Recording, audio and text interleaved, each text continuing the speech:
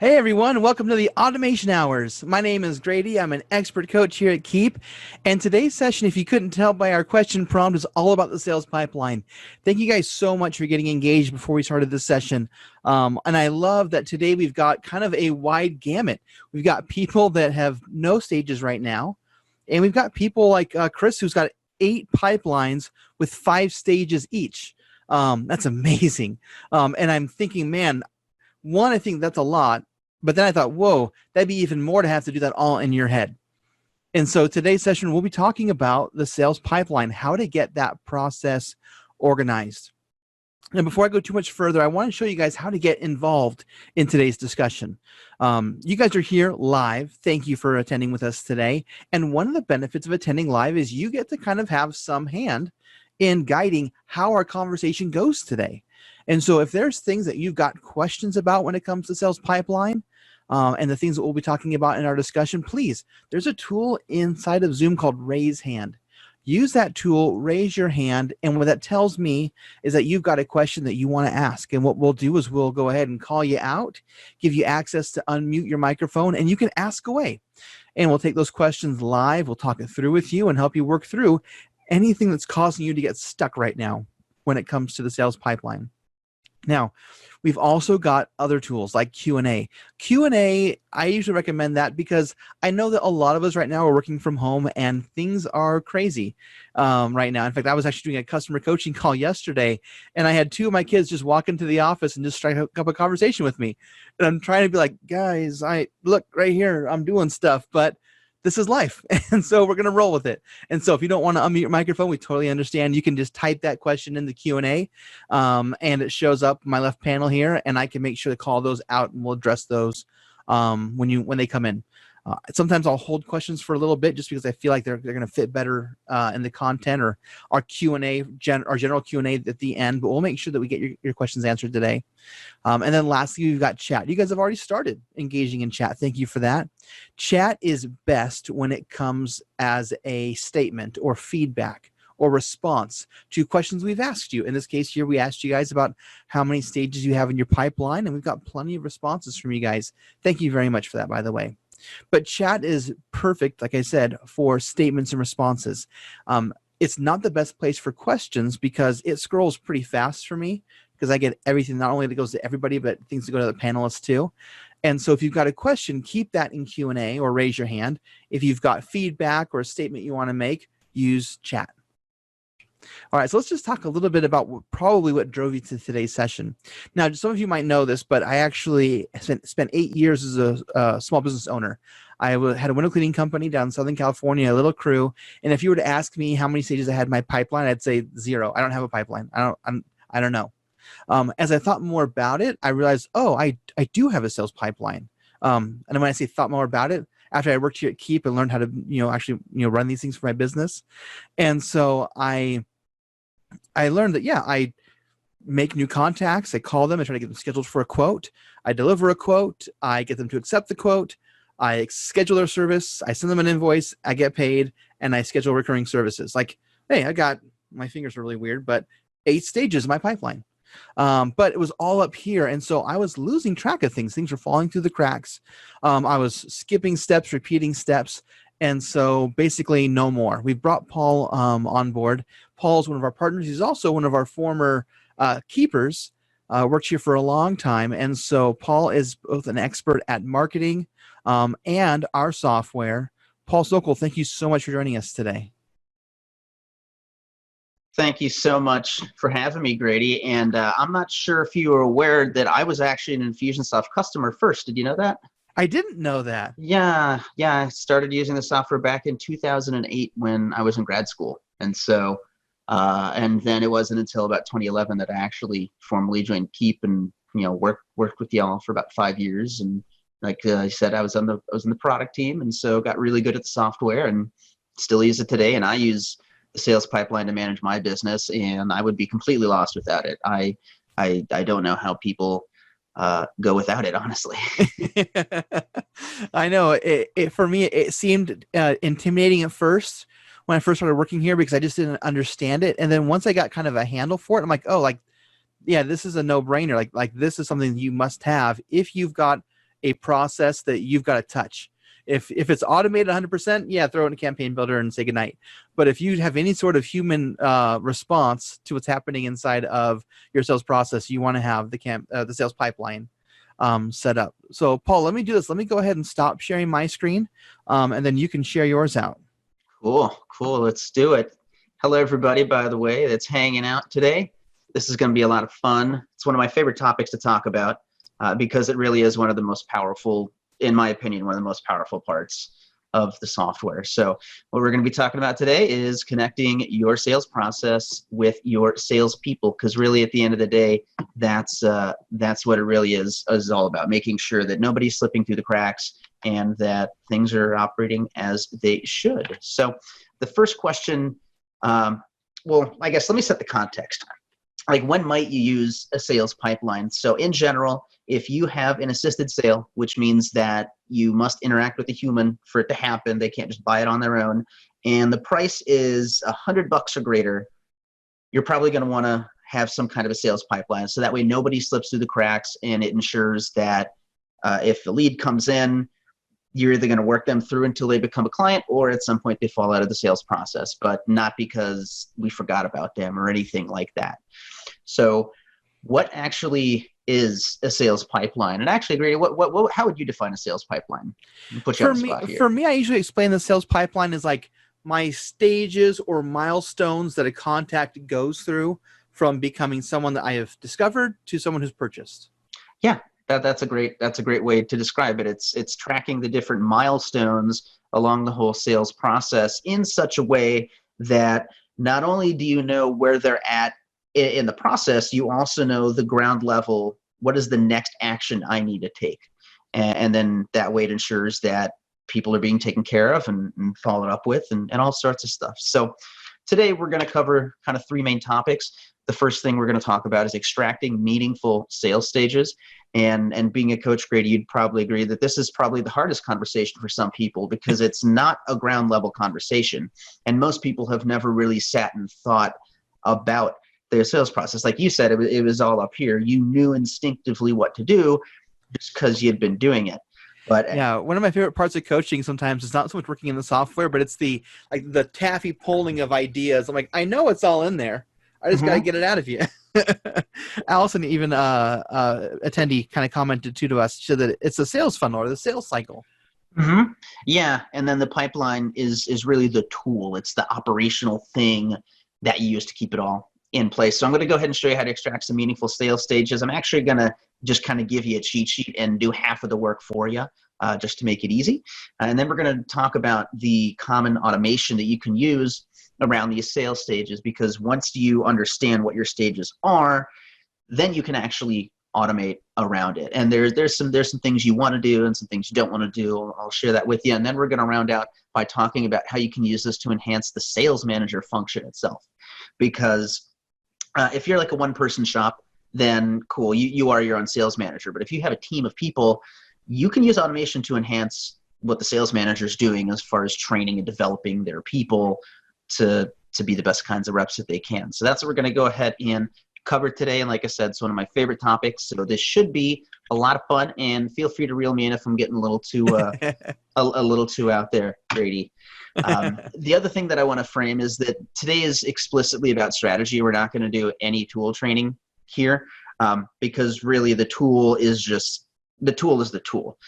If your sales stages aren't meaningful or you don't understand what you're automating, the tool is kind of irrelevant. And so these strategies they're really platform agnostic. So it doesn't matter if you're using Infusionsoft or if you're using Keap, it's going to work in both cases for you. So let's go ahead and hop right into it and talk about how do you extract meaningful sales stages in your process. So one of the best analogies that I found, and it seems to really resonate because it's so simple, is that your sales process is like a set of stairs. And every single step is a milestone in your process here. And the idea is, of course, to take people from the ground level to the win at the top. And then, of course, at any point in time, somebody can fall off the stairs and become a lost opportunity or a lost sales lead. And so that's something to keep in mind as we're going through extracting these, is think of it like a set of stairs where each step is a meaningful part of the process. And so it's important to understand that not all stages are created equally. And something that a lot of people fall over on is that they'll create sales stages that are not a milestone within the process. Called and left a message, that is not a milestone, because you can do that at the very beginning when you're trying to contact the lead. You can do that deep in the funnel when you're trying to get the contract signed. So this is where, again, I think people they struggle the most with it, because it is a different kind of conversation. And in some cases, it's a conversation they've never had.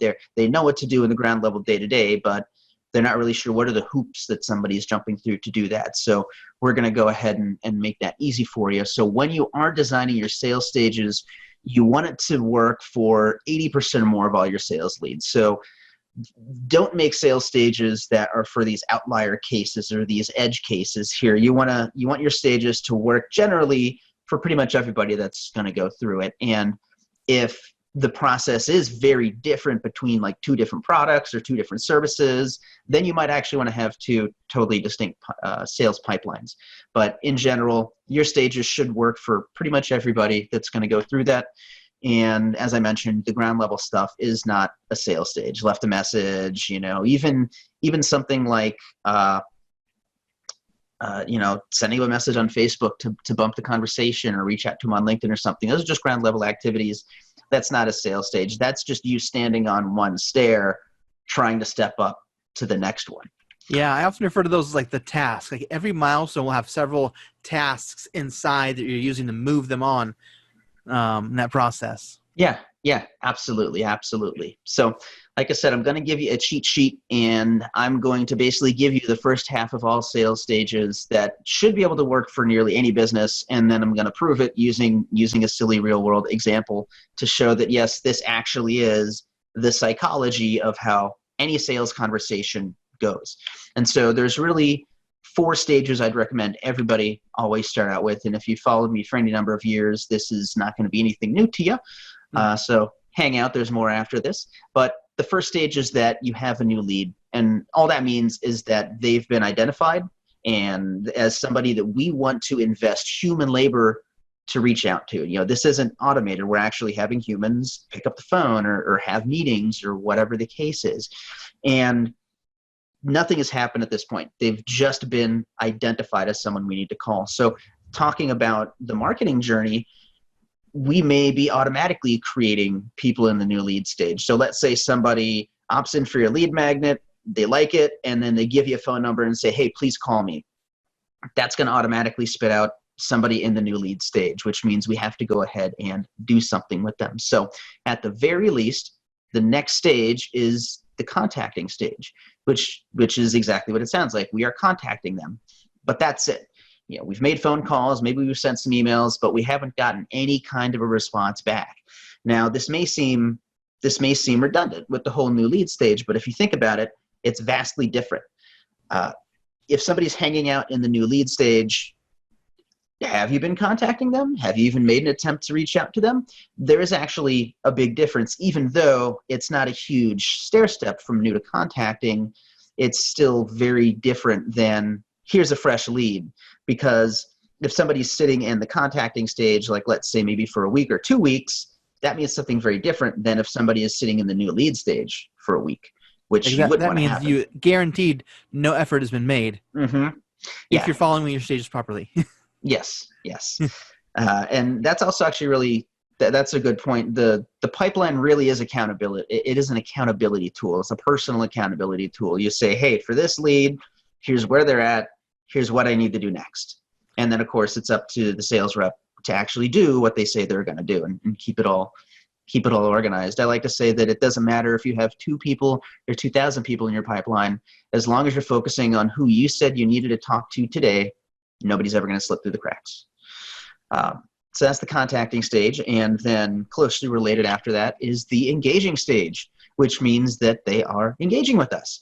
We've got the back and forth going on, but we have not yet qualified them for the actual sales process. And what that means is that there's lots of theories out there and sales trainers, but in general, there's 2 parts that make somebody qualified. They have a budget and the authority to spend it. If they don't have budget, it doesn't make any sense to proceed in the sales pipeline. If they do have the budget, but they're not the person that's allowed to spend it, it doesn't make any sense for them to move ahead in the sales process until you get that stakeholder involved. And this is something that you'll see in some of the larger B2B deals where maybe there's like 2 or 3 people that have to sign off on a deal. You need to make sure that you're getting everybody involved that has decision-making power as soon as possible. And so that's why that's why I recommend that everybody has these first 4 stages to just get people either qualified or disqualified. Both are equally valuable. And I love the idea too of getting everyone kind of, on board early. I've had that before where I've had someone go through our entire sales process, purchase, and then I get to the first call and I've got someone on the line. They go, all right, so what did we buy? Why did we buy this? And I'm like, you've already been convinced to buy it. Like, I'm not here to convince you to buy this. You've already bought it. I'm here to get you to use it and help you leverage it. Mm-hmm. So why did you buy it? Well, you tell me. I don't know. And so it is much easier for you to deliver your product and service if everyone involved is involved. Yeah, absolutely. And this will also help handle objections too. So I don't want to get into a whole lot of sales training. Actually, I still Cutco in college. I don't know if you knew that, Grady, but so I cut my teeth in direct sales before I even got involved in online marketing. And that's why those skills translated over really well. So I've been doing direct sales for, almost over 15 years at this point, because I started in 2004. That's completely nuts. But yes, making sure they're qualified. And that's one of the things they teach us when we're selling knives. It's like, hey, make sure that Mr. and Mrs. Jones are there for the knife presentation, because you don't want to go through this whole presentation. Mrs. Jones loves it. And then what's the objection? I got to talk to my husband. Womp, womp. And then that's a much harder thing. That's a much harder objection to handle. Whereas if they're both there, they both get the same sales presentation and they have that same context. They have all the same information because they got it together at the same time. You don't have to sell it twice. Man, selling twice is definitely not fun. So that is now this is good. Like I said this is going to work for nearly any business. I'm going to go ahead and prove it to you because literally for any business, this is how the conversation works. Let's talk about Girl Scout cookies. I walk out of the grocery store. Visually, they've identified I'm a new lead. Hey, mister, you want some Girl Scout cookies? They're contacting me. Now, at this point, I could just totally ignore them or say no thanks, and that's as far as we got in the sales process. Or I can say, okay, hey, what do you got? And then the conversation goes from there. Now, in this case, we're assuming that we're qualified because I'm coming out of a grocery store and the purchase is small enough. As I mentioned, I think on one of the first few slides, pipelines are really handy if you're selling anything that's a 3 magnitudes, the 3-digit sale or higher, basically. So, but you can see that this happens in 10 seconds, 5 seconds. Hey, you want some Girl Scout cookies? Sure, what you got? Boom. Went from new lead to qualified immediately. That's also why the stair analogy is really helpful, because you can skip stairs. You can take 2 stairs at a time. You can call a new lead and immediately, boom, they're qualified. Or you can call a new lead, qualify them, and then book your appointment or whatever your sales process is. And so it's important to understand that getting that lead qualified is literally half of the sales battle. It really is, because when they're qualified, they have the budget and the authority to spend it. It literally is the flip of a coin. They can say yes or no. And then that's where the rest of the pipeline stages kick into gear. So once they've been after they've been qualified, leading up through the sale, usually this will happen in pairs, and it's just the way that it works. So you'll schedule an appointment, and then the appointment is complete, or you've scheduled a demo, and then the demo is complete, or maybe they've requested some samples, and then you've sent the samples. So usually after the qualification, things are going to go ahead and happen in pairs. And notice these are meaningful milestones in the process. It's very different between someone that's qualified and someone that's actually scheduled an appointment. And the other thing that's cool too is when somebody's in one of these stages, there's things that we can assume, and we know exactly how to push them to the next one. And I'm seeing some comments here that this is talking about the setting up of the tools. There is actually a sales pipeline starter kit that you can go ahead and download.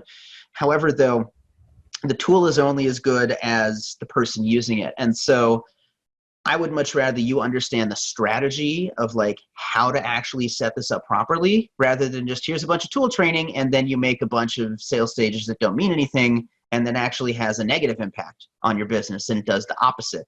what you were expecting here. And there's also another comment about this isn't really for online sales of webinars, things like that.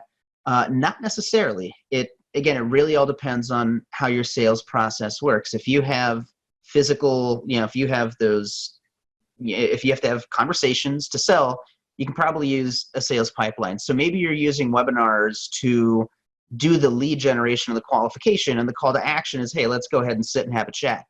Well, that's great. Maybe that just means that all your leads are starting off in the engaging stage because they had to engage with you in the first place to go ahead and do that. So as far as, can I show you an example of how to put this into play with what you're talking about? I'll try and make sure we have some time at the end, and yeah, we can go ahead and hop into the software and look at that. And like I said, there is a starter kit that you can download right out of the marketplace and get going with that as well. So great. One of the other questions we saw here was, will we receive a copy of this recording and slides? I know we are recording today, and so we'll make sure that you get the recording will be posted on the registration page. You've probably even seen some of our past episodes there. Yeah, no, it's great. I love what you guys are doing. As I was telling before we started, this is such an amazing service to the community, and everybody wins. And I hope that this just becomes part of Keap's content strategy, where you're just doing this daily and you're basically a television show now. All right. So even when you're deep in the sales process, this is still often paired to. So you're talking earlier about contracts. So usually contract sent, contract signed, or proposal sent, proposal accepted. Now, you may sometimes have a third stage in here. You may need to have like a negotiation stage, depending on how your proposals and contract work. Some businesses, the contract's the contract. You're going to sign it or not. Or sometimes it's maybe more custom, where they need to kind of adjust the terms and things like that. So again, having a negotiation stage is helpful in those cases because, again, there's a very different milestone between the proposal sent and proposal negotiation. That means two very different things about the sales process. So you may want to have a negotiation stage in there sometimes as well. And I love all these comments here. I was going to say, I was to pull out some of these comments here. Yeah, the sales pipeline isn't for every single business. If you've got a highly automated business, low touch, low ticket, or even high ticket, but low touch, sales pipeline isn't as beneficial for you. But if you do have the human element, definitely. Allison was saying that this is good for them.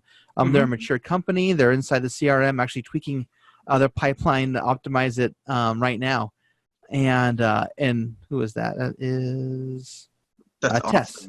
Awesome. Tess. Yeah, Tess says they've got a business that's greater than 1 million sales in the past 5 years. They're now realizing how important these stages are. Nuno even says that sometimes, I think about automation a little bit too much. I was too focused on it. But now I'm seeing the stages at the core. I've identified my process, even if the stage doesn't have automation in it. That's it. That is a huge thing. Nuno, you are the man. Even I don't know what gender that name is, but you rock, because yes, the automation is only going to enhance how good your sales stages are. And we're about to get to that in a couple of slides here. But really, if you want your pipeline to work, even if you never use automation, yeah, you're the man, even if you never use automation, the pipeline stages, if they're meaningful, that's what's going to make all the difference for you in the world. And Allison makes a really good point that order takers, now they really do need to prospect. And yes, this is something that can help you weed out the problem sales reps, or the people you need to train and develop more, or maybe just identify, listen, you get off the bus, you're just taking orders. If you properly prospect and follow up with people, that first half of the pipeline is important, because yeah, we don't really want order takers, especially in a sales rep role. Maybe if you're a one-person show and that's about all you can afford as far as time investment, sure. But if you actually have a sales rep role, they do need to be prospecting, and they do need to be working every lead that they're given. Yeah, well, that's why I love what you'll talk about today is like the idea of the sales manager and I think the sales manager, like even if you're a one-man show, then you are the sales manager, and you got to now hold yourself accountable, which is sometimes the hardest thing. That's why I'm no longer a small business owner. And that piece of like that visibility and that accountability that sales pipeline can help create. Oh, it's great. This will help you look at the velocity. Well, I'll talk a little bit more about that when we get to the sales manager piece here. But yes, this is why I'm really hammering the extracting meaningful sales stages, because again, even if you never use the automation, if your stages are golden, then you should be fine. So obviously the last stage is the one stage. And so depending on how your business works, this is either when the deposit is made or the ink is dry on the contract or the work begins, but that's where that happens. And the other thing to realize is that not now doesn't always mean never. Now, this is something that was drilled into me in direct sales is, hey, not now equals never. If they don't buy a set of knives now, while you're sitting in their kitchen, they're not going to do it. Well, in a direct sales world like that, that might be the case. But the whole reason we have a pipeline is to follow up with people. So just because somebody says not now, that doesn't mean that you shouldn't try. You shouldn't stop investing the human labor. If anything, you would want to put them into a long-term nurture stage. And I would recommend always having this here, because this is for when the deal's not dead, but you're not actively pursuing it. So for example, this is where somebody says, hey, this is great. Let's do this in Q3. Follow up with me in July. Okay, great. You're not going to be like regularly following up with them, and you certainly don't want them to slip through the cracks. And I can't tell you how many times somebody's been like, yeah, speak to me in 4 months from now. And then like on the day, I literally reach out to them 4 months from now. And it's almost like I'm a wizard because I was my word and I did what I was supposed to do. Or what's even crazier is that I'll say, listen, I'm going to follow up with this person in a month or two. And then on that day that I said I was going to follow up with them, they'll just happen to bubble up. They don't even know what the next action date was on their record. So it's pretty wild. But the long-term nurture putting it out there into the universe. Pretty much, yeah. It's definitely it's a good manifestation exercise. So, and we'll send a follow-up email. Paul, one of the questions people had was they want to see these stages and hold on to them. Is it possible for them to get that in that follow-up email? Oh yeah, absolutely. Yeah. You just let me know. We'll go ahead and do that. Actually, I do summarize them in a screenshot, and I overlay them on the stair analogy to really just close the loop on that circle here. So basically, just the whole point of the long-term nurture is you do want to still invest that human labor periodically, every once in a while. These aren't your active leads that you're doing, but you still want to love them. You still want to nurture them. You don't want to have that hunter mentality of you eat what you killed this morning. With the pipeline, it really allows you to eat what you planted 6 months ago, and really develop that. And Audrey asked a question I think kind of goes along with that is how long should the long-term nurture stage be? Until they are definite win or loss. That's how long it should be. You follow up with them until they tell you to cheese off or until you actually close the deal. There's been people that I've had people in my long-term nurture stage for over 2 years that eventually, just because I'm touching base and every couple of months, hey, you ready to start this yet? Like I got one lady, she's just waiting on investors. And then with all of this virus stuff going on, like that's getting pushed back. So, okay, hey, no worries. I'll follow up with you again in a month or so, see how things are doing. So the answer is until you get the sale or not. That's pretty much it. And this really is kind of the last possible rest stop before they move to lost. The last possible rest stop. Of course, people can fall off the stairs at any point in time. And there you go. You want to create meaningful sales stages. So you can see that by having clear milestones and knowing exactly how your process works, you can build a meaningful sales pipeline that you can now enhance with your automation. And so feel free to take screenshots, y'all. And again, you're going to get the slides, Grady, whatever they need, you let me know. I'll make sure they get it. Like I said, there's a sales pipeline starter kit that does kind of give you like most of this out of the box. It gives you the framework for it. So now let's get to the exciting stuff. What people use Keap and use Infusionsoft for is the automation here. So here's the cool thing about pipeline automation. This is super transactional. This is some of the easiest automation in the world to write for, especially when it comes to emails, because it's based exclusively on where they're at in the sales process. And the automation should be enhancing what your sales reps are doing anyway. Your sales reps should be picking up the phone and calling. They should be emailing them. So the automation is going to enhance that. And so what I'm going to do is I'm going to share with you some of the most common sales stage automations that I've built throughout the years. I've built hundreds, maybe even over 1,000 pipelines at this point in my life. And this is something that I do pretty much every single time, especially these days. So for example, when the lead is moving into the contacting stage, you can save your sales reps some time and immediately send a just missed you email. And now, cool, your sales reps are going to love that. They can make more calls, but then they're still staying in front of their people. And this also ensures that it's the consistent same messaging every single time. So I knew a lead, hey, it's Paul with B Pro. Sorry, I missed you. I'll try again. Boop. And then move them right into contacting. And then they'll send a just missed you email. And what's cool about these, especially the contacting, it's really more like a short-term nurture sequence, as you'll see from here. So, and great question. What would the content be of the just missed you email? Hey, it's Paul with company. I just tried to call you at phone number. Is this still the best way to reach you? Let me know. Because you're contacting them. And it should feel conversational. It's like if you took your voicemail and put it in an email. Yes, absolutely. That's why I said these are super transactional, and these are so easy to write because these are not sales emails. You're not trying to push you're not trying to push them to some sales page and check out. In most cases, there's usually not any links in here, at least not in the contacting one, because the whole point is to just get them bubbling up and contacting. So 3 days later, if they're still in that contacting stage, hey, I'm still trying to reach you. Haven't gotten a chance to get in touch with you. Let me know if there's a better number than phone one. And then if you still haven't reached them 4 days later, which makes it 1 full week after that initial contact or that initial attempt, hey, I haven't forgotten about you. Still trying to reach you.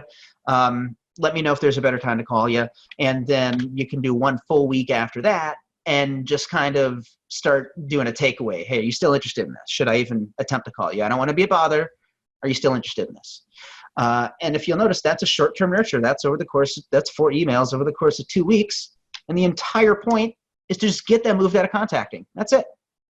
And with these emails, they're doing their job if people are responding to them. And that's the whole point. It's to get the conversation going. And so that's why we're sending it at different times. That's why we're approaching it from different angles. And as you said, Grady, this really just kind of is your voicemail in an email. This doesn't, in fact, it should not be fancy. It should not be a centered HTML email template with a background and your logo, because that's not an email. Real humans don't do that. Robots do that. It should be a left justified black and white email with like 30 words in it.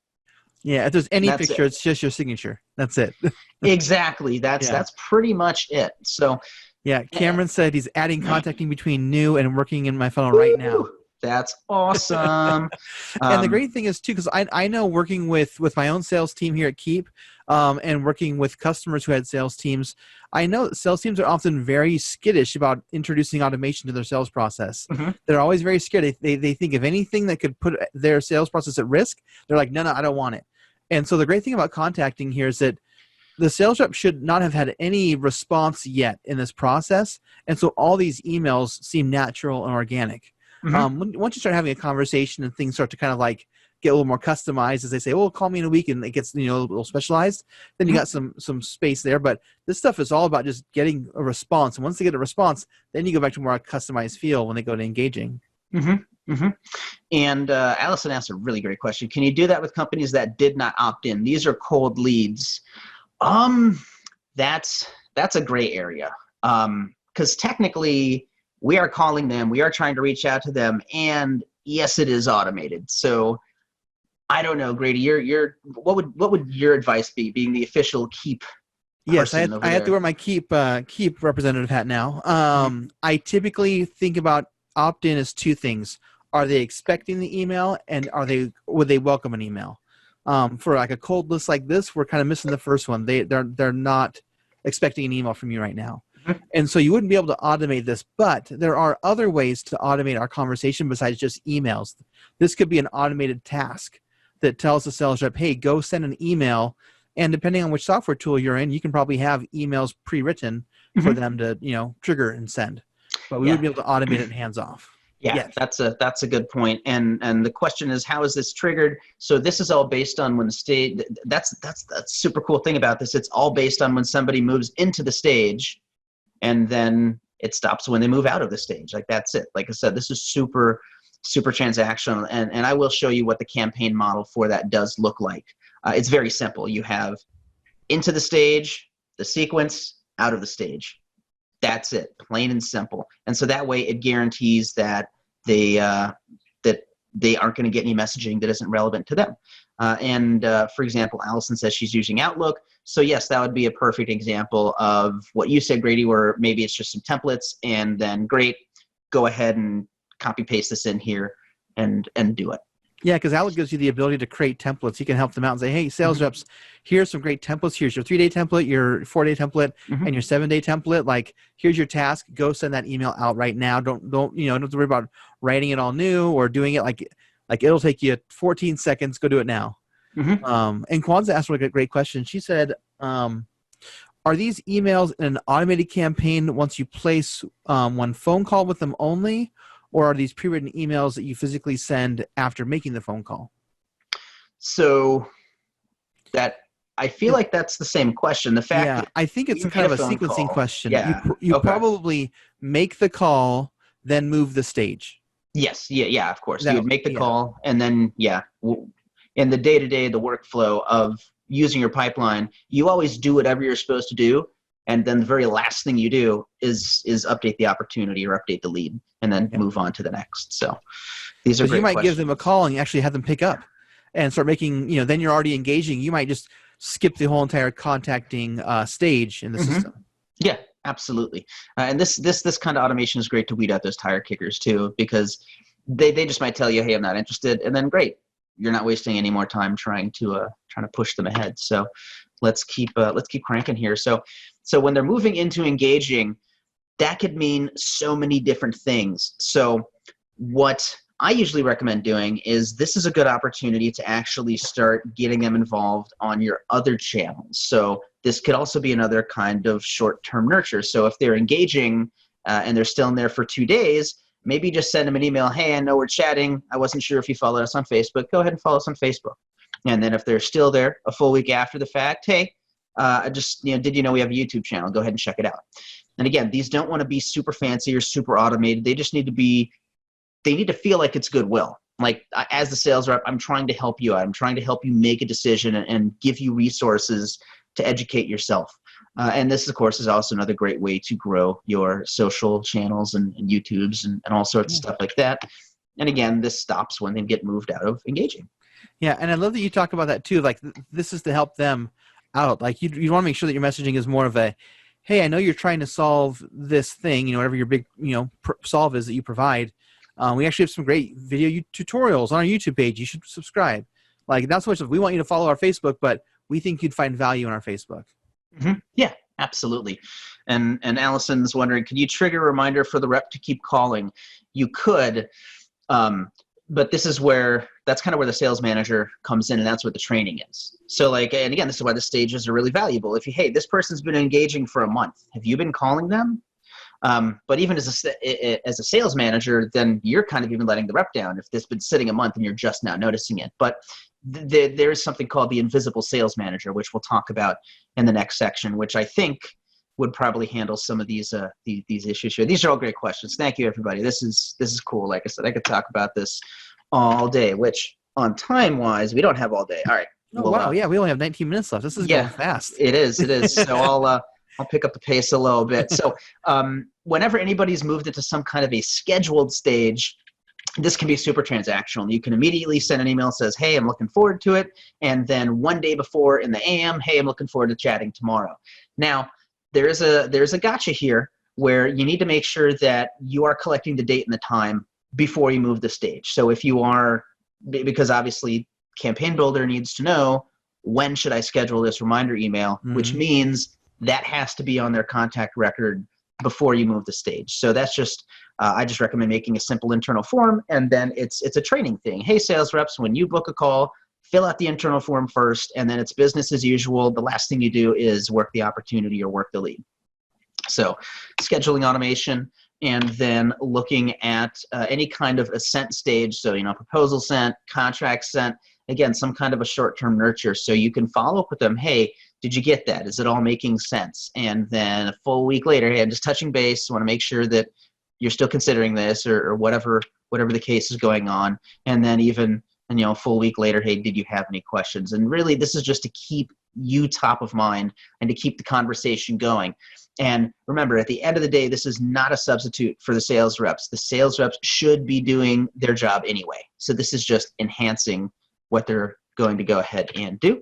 And then, of course, this all stops when they get moved out of sent. And then at the very end of it, you can save yourself some time when a lead is moved into the one stage or deposit made or whatever it means. When you get that, you can immediately send a congratulations and welcome email. Just really roll out the red carpet for them. And then this is also a great opportunity to operationally clean up their tags a little bit. If you're using prospect tags, get rid of those, add a client tag. In my case, whenever somebody gets moved into deposit made, they get tagged as a paying client, and then I don't have to worry about that. And then I know that whenever I'm doing my segmenting in the future, if somebody's a paying client, they've been tagged as a paying client, and they're not going to be slipping through the cracks here. And then this is one of my favorite ones. This is the long-term nurture. So this is a screenshot of my classic nurture, and I say it's classic because it really is more the old school sales rep of just touching base. How are you doing? And there's not really any links in here. The whole point is to bubble up a conversation. And this is something that I've been using for, if you'll notice, the eagle eye will notice those are actually legacy emails. So back when Campaign Builder used legacy emails, that's before we had the new email builder. So this is at least 3-4 years old. And then I just have an annual habit to spend, 15 minutes once a year to just slightly adjust these emails so it's never the same. But these are all internationally recognized holidays.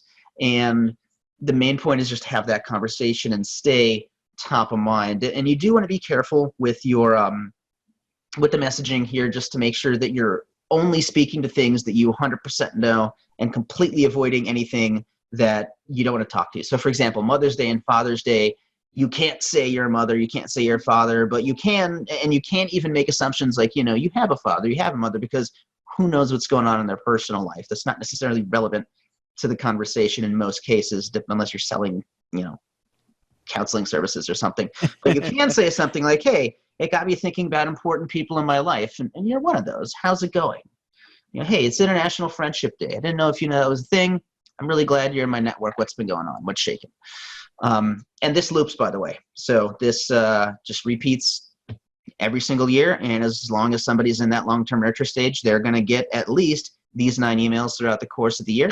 And then, of course, this stops when they get moved out of the long-term nurture stage.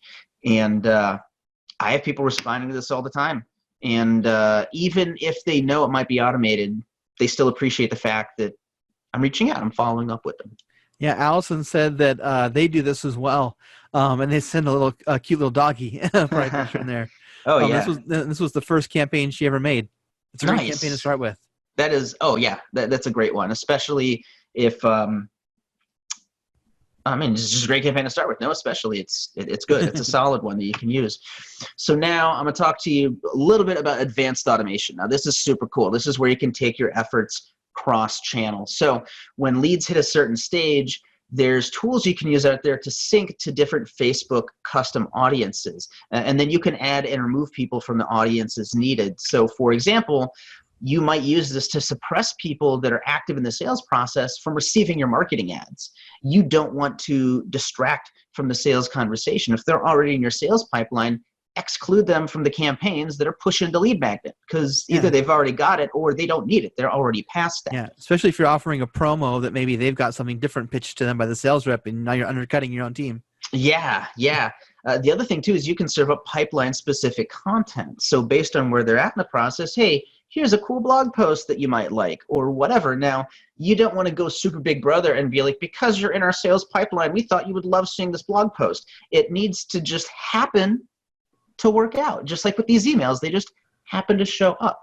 And they're providing value and giving them that specific content. The other thing that's really cool about this, and this is where we start to get into advanced advertising tactics, is you can start using this to seed your lookalike audiences. Which is where you give Facebook a list of people, and then Facebook finds other users that have similar behavior. And then now you can take people that are active in your sales process and use that to create lookalikes for your top of funnel efforts, because you know that at least those people are qualified. And so go ahead and find more people that look like they're qualified. Facebook is pretty wild. And just the one thing to be aware of is that this does require some kind of a third-party integration. So I know that Plus this will do this, Zapier will do this. It's a really common stupid automation trick just to, pull and push and pull people out of that. So, but again, it's all about the strategy of why you're actually doing it. So that's why I say this is advanced. You'd probably not want to come out of the gates with this, because now you need to have the skill of running traffic, not just doing the sales bits. And of course, this is something that the sales rep wouldn't be managing or doing anything with. It's probably something the marketing team would handle.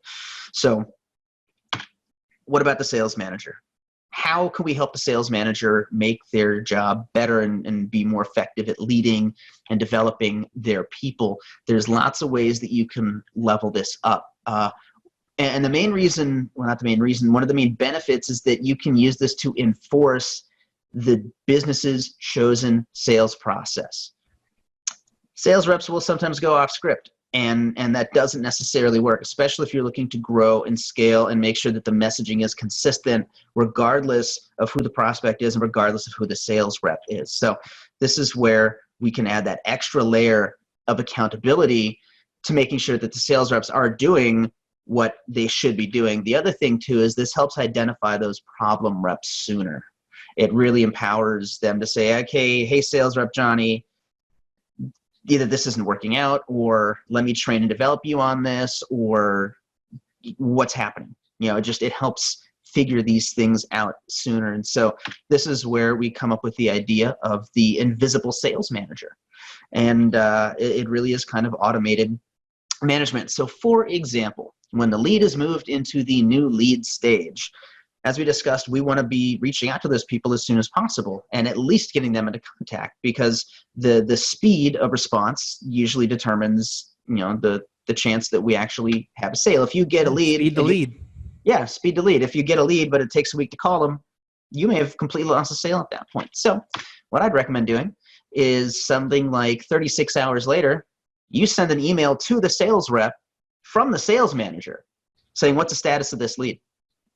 And the reason why you do it with an hour-based delay and not wait one day and then send the date or whatever is so that way it doesn't batch. And that way it's always with respect to when the sales rep was assigned the lead in this case. And then it doesn't really blow the magic trick. At least until they've gotten this a couple times, they actually think their sales manager is saying what's going on with this. The other thing that's really handy is to leave an internal CRM note on the contact's record, so that way you have more reporting and more data. And you can be like, all right, sales rep Johnny, out of the 50 leads we gave you this past month, 27 of them have the stalled note. Why is this happening? Is it a people issue? Is it a tool issue? Do we need to train you more? Like, what's going on here? Super handy. And then, of course, if they get moved out of new lead within those 36 hours, then that doesn't happen. And their sales manager is not bugging them. And you can do this for pretty much any stage based on the target. So if somebody's qualified and maybe within a week you should be booking an appointment with them, you can do the same thing. So hey, wait 168 hours after they move to qualified. Hey, I saw that last week you moved contact first name into the qualified stage. How close are we to getting them to booking an appointment? And just, again, following up with them. And again, you would also kind of want to leave that CRM note. A really super ground level in the weeds thing with the tool is, at least with Infusionsoft, I'm not sure if this is available in Keap, but you can actually search based off of the note title. So in the title of the note, you can in Infusionsoft. Okay. So in the title of the note, by putting like, stalled, the sales stage, and who the rep is, that gives you data. And that gives the sales manager a place to stand and a place to manage and train and develop their people. Now here's one that's definitely, you were talking earlier about sales reps that are always worried about automation, right? Well, sales reps are usually concerned with looking good. So you could, as the sales manager, send an email to the lead and say, hey, is my sales rep taking care of you? And they're like, Paul who? Yeah, and if that's the case, then that's like a problem. And Yeah. this is also an incentive for the sales reps to do their job because they don't want to look bad. They don't want their manager reaching out. But think about what that looks like as the sales lead. Like from their context, these people really care. Yeah, they're This is this following up. guy's Like, I sales got the manager. manager Yeah. reaching out to me. It reminds me of that episode of The Office where Dwight installs the accountability booster or the doomsday button, whatever, depending on your take on it. Oh my God. Yeah, absolutely. So this is, yeah, you can do this all over the place. And then of course this would stop when you move them out of the stage. So let's go ahead and wrap this up. What we've covered today is we've talked about the most important thing for pipelines, which is getting meaningful sales stages out of it. Think of it like a set of stairs. We talked about common automation that you can use, which really it's just kind of short-term nurtures throughout the process. And then we talked about how you can use automation to perform as almost like an invisible sales manager. So if you're looking to get started and you're not really sure, you can actually download the Sales Pipeline Starter Kit. When I was working at Infusionsoft, one of my jobs was to do the campaign of the month. And this was a problem that people had. They had trouble getting started with opportunities. And so this, when you install this in the marketplace, this will give you the structure. This will give you the first 4 stages of new contact, engaging, qualified. It'll give you 2 placeholder stages, since those usually come in pairs after that, as well as some the placeholders for the win and the loss. And as you can see in the structure, like I said, it's very simple. When they move into the stage, start the sequence. And then when they move out of, it stops. And in addition to this campaign, it also does include training on how to set up the dashboard as that ground control, because as a sales rep, they really should be logging into their dashboard every single day and working their leads. And so by setting your dashboard up to empower that, it really enables them to do their job as they should. So that is all I've got. Thank you so much for hanging out today. I know for some people this is like drinking from a fire hose. For some people, like all the ideas are firing off. So, what do we do? Yeah. I actually got a great question from Alan. It says, if I download and install this, could it conflict with my existing pipeline? So the only way that it would conflict is it is going to install the sales stages. So it might create a duplicate stage. I want to say that we considered that when designing this. So I believe the order of the stages all start at 1,000. So it should be at the bottom of your list of sales stages when you do install it. So that's the answer to that. Awesome. Yeah. What other questions do you guys have? We've got a few minutes left today. And again, thank you, Paul, so much. I love that campaign has like helpers in it. So if you're kind of like, you're not quite sure where to start, you can check those out. Also, if you're in Keap and you're getting into the pipeline, that campaign will still work. But there's going to be some little tweaks we'll need to do. One of the things that I actually do, other than these sessions, is I actually host beginner sessions. And one of the sessions I have is for Keap, is a session all about setting up the pipeline. Not so much the strategy like we talked about today, but more of the functionality. If you need some help there, I would say join me for that. The follow-up email that you get from me this afternoon will have a link to those sessions. And currently we hold that session on Wednesday. And so I invite you guys to join me for that. If you're in Keap and you're looking for the functionality, join us for that one. Yeah, because setting the stages up is really easy. Once you have the sales stages, I can build a pipeline in 5 minutes because the stages are already chosen. It's already been decided. That's where the bulk of the work is. Loading the stages into the system takes a couple minutes. Yeah. I don't have a beginner session for Infusionsoft, unfortunately. We had to kind of pick and choose, but if you're looking for help on that, Paul is a great partner of ours, and he's got his Facebook, group here, or his page. I would say reach out to him, see if he's got some helpers for you to get some of that basic training. That was Audrey that asked that question about basics for Infusionsoft. Yeah, and maybe that's some feedback to go back to the marketing team or whoever. Like maybe you start having like kind of a basics kind of thing. Like, hey, what about the people just getting started? I don't know. Maybe have it broken apart by verticals or something, or types of products being sold. I know, it's one of those things. It's like a blessing and a curse having two software systems that are in a lot of ways similar, but in some special ways very different. And even then, it's based on what are you selling. Selling coffee with Infusionsoft is very different than if you're selling roofs, products and services. So, yeah. Well, awesome. Well, I've seen lots of praise for you, Paul. Thank you very much for your help today. and I don't see anything else coming through. So I'd love to, Paul, just give you a chance to just share the final word. What are something that you want everyone to walk away with knowing or doing today?